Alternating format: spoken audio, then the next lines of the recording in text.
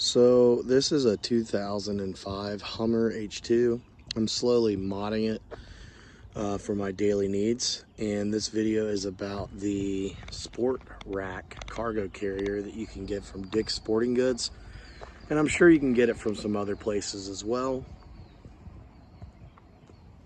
It will work, but you have to modify it, and the way I modified this, get up here and show you, because these are so wide, I had to go to Ace Hardware and buy these brackets. I actually bought 2 sets because I used this plate underneath, and I also used another plate up top. It still flexed a little bit, but I got it really pretty good. It's not going anywhere. I've had it up to 80 miles per hour and it doesn't make any noise. It doesn't move. It's secured down really well with those. So I'm sure over time it would wear on the aluminum here or whatever this is. I think it's aluminum. But that's what you have to do if you want to run this sport rack. And this is the XL model, I believe. So, and I got me a hitch step to get up there, get to it, unlock it, and I can get to it from the side over there to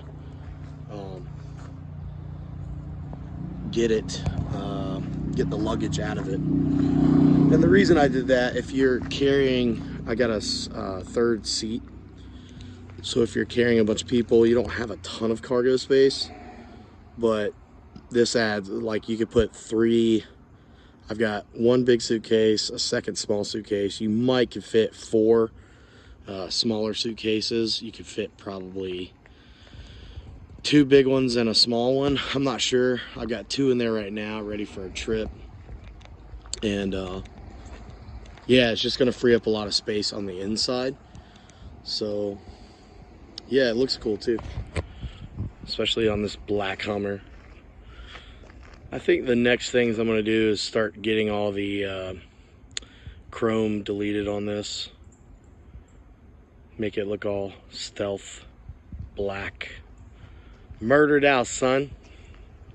That's what the cool kids would say. But yeah, if you want a cargo carrier, that will work. You just need to modify the brackets. You're going to have to drill holes as well.